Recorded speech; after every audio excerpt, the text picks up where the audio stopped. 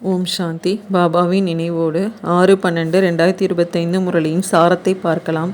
பாபா கேள்வி கேட்குறாங்க. ஆத்மா சரீரத்துடன் விளையாடி கொண்டே கீழே வந்திருக்கிறது. ஆகையினால் அதற்கு என்ன பெயர் கொடுக்கலாம்னு பாபா கேட்குறாங்க. அதற்கு பெயர் மரபொம்மைன்னு கொடுக்கலாங்கிறாங்க பாபா. நாடகத்தில் மரபொம்மைகளின் விளையாட்டு காண்பிப்பது போன்று ஆத்மாக்களாகிய நீங்களும் மரபொம்மை 5000 ஆண்டுகள் விளையாட்டை விளையாடி கொண்டே கீழே வந்துட்டீங்க. மரபொம்மையாகிய உங்களை மீண்டும் மேலே செல்வதற்கான வழி காண்பிப்பதற்காக தந்தை வந்திருக்கிறாரு.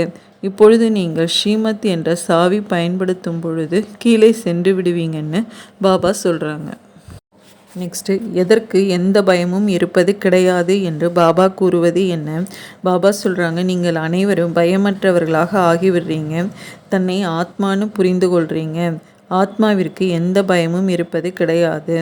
பயமற்றவர்களாக ஆகுங்கள் என்று தந்தையும் சொல்கிறாரு. எதற்கு பயப்பட வேண்டும்னு பாபா கேட்குறாங்க. உங்களுக்கு எந்த பயமும் கிடையாது. நீங்கள் தங்களது வீட்டில் அமர்ந்தபடியே தந்தையின் ஸ்ரீமத் பெற்று கொண்டிருக்கிறீங்க. யாருடைய ஸ்ரீமத்? கொடுப்பது யாரு? இந்த விஷயங்கள் கீதையில் கிடையாது. இப்போது குழந்தைங்களாகி நீங்கள் புரிஞ்சிருக்கிறீங்கன்னு பாபா சொல்கிறாங்க. நெக்ஸ்ட்டு, எது சைதன்ய சாவி, அழிவற்ற சாவி என்று பாபா எதை குறிப்பிடுகின்றார்?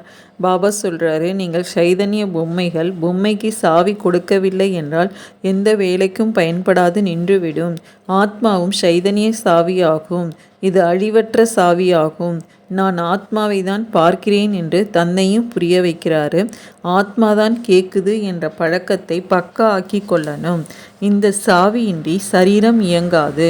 இவருக்கும் அழிவற்ற சாவி கிடைத்திருக்கின்றது. இவரது சாவி 5000 ஆண்டிற்கு இயங்குகிறது. பிரம்மபாபாவை சொல்கிறாங்க.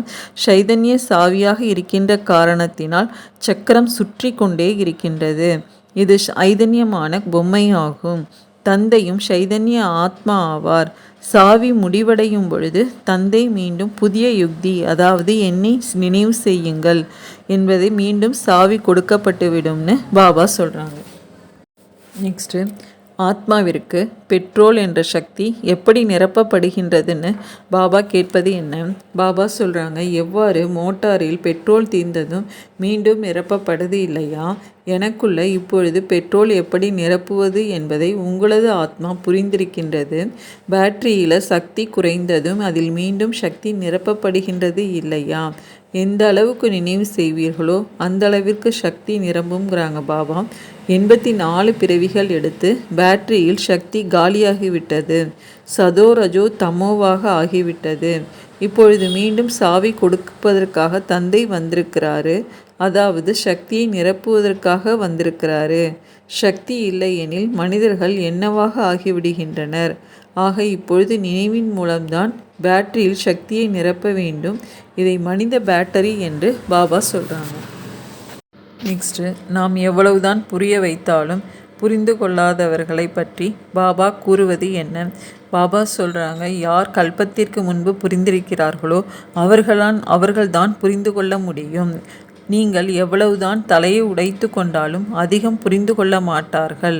அனைவருக்கும் ஒரே மாதிரியாக தான் தந்தை புரிய வைக்கின்றார். எங்கு அமர்ந்திருந்தாலும் தந்தையை நினைவு செய்ய வேண்டும்.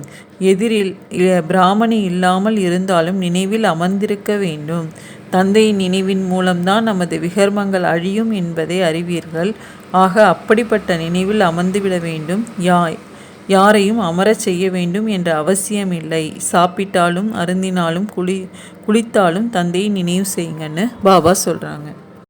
நெக்ஸ்ட்டு, குழந்தைகள் எதில் தோல்வி அடைவார்கள் என்று பாபா கூறுவது என்ன? பாபா சொல்கிறாங்க, நாம் தந்தையின் மூலம் பிரம்மாவின் வம்சத்தினராக ஆகியிருக்கிறோம். பிறகு சூரிய வம்சி சந்திரவம்சியாக ஆவோம் என்பது இப்போது உங்களது புத்தியில் இருக்கின்றது.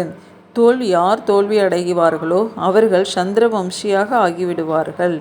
எதில் தோல்வி அடைவார்கள்னு பாபா கேட்குறாங்க. யோகாவில் தான்.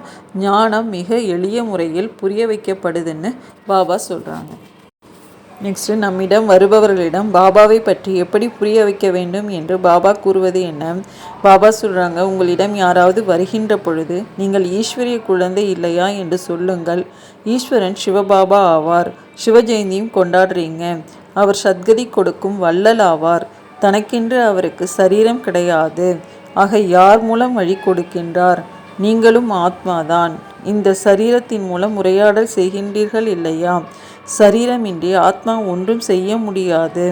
நிராகார தந்தையும் எப்படி வருவார், ரதத்தில் வருவார் என்று பாடப்பட்டிருக்கிறது இல்லையா என்று புரிய வைக்கணும்னு பாபா சொல்கிறாங்க. நெக்ஸ்ட்டு, தந்தையின் சேவையில் நாம் எதை கொடுப்பதற்கும் தயாராக இருக்க வேண்டும் என்று பாபா கூறுவது என்ன? பாபா சொல்கிறாங்க, எந்த அளவிற்கு சேவை செய்வீர்களோ அந்த அளவிற்கு உயர்ந்த பதவி அடைவீங்க. ஒவ்வொரு எலும்பையும் சேவைக்காக கொடுக்க வேண்டும் என்று தந்தை சொல்லியிருக்கிறாரு. ஆல்ரவுண்டு சேவை செய்ய வேண்டும். தந்தையின் சேவையில் எலும்பை கொடுப்பதற்கும் நாம் தயாராக இருக்கின்றோம். பல குழந்தைகள் சேவைக்காக ஏங்கி கொண்டிருக்கிறாங்க.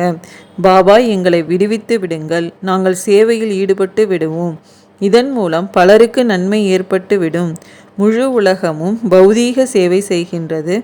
அதன் மூலம் ஏனில் கீழே இறங்கிதான் வந்தீங்க. இப்பொழுது இந்த ஆன்மீக சேவையின் மூலம் முன்னேறும் கலை ஏற்படுதுன்னு பாபா சொல்கிறாங்க. நெக்ஸ்ட்டு, யார் தங்க சிம்மாசனத்தில் உட்காருவர் என்று பாபா கூறுவது என்ன? பாபா சொல்கிறாங்க, நாம் மிக குறைந்த பதவி அடைவோம். ஏன்னா சேவை செய்வதே கிடையாது. சேவையின் மூலம்தான் நாம் பதவி அடைய முடியும்.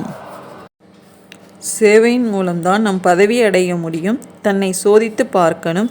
ஒவ்வொருவரும் தங்களது மனநிலையை அறிவிங்க. மம்மா பாபாவும் சேவை செய்து வந்தாங்க. நல்ல நல்ல குழந்தைங்களும் இருக்கிறாங்க. பௌதீக வேலையும் செய்கிறாங்க. பாதி சம்பளத்திலும் விடுப்பெடுத்து கொண்டு சேவை செய்யுங்கன்னு அவங்களுக்கும் சொல்லப்படுது. யார் பாபாவின் உள்ளத்தில் அமர்கிறார்களோ அவர்கள்தான் தங்க சிம்மாசனத்தில் அமருவாங்க. வரிசை கிரமமான முயற்சியின்படி இவ்வாறு வெற்றி மாலையிலும் வந்து விடுவாங்கன்னு பாபா சொல்கிறாங்க. அச்சா, ஓம் சாந்தி.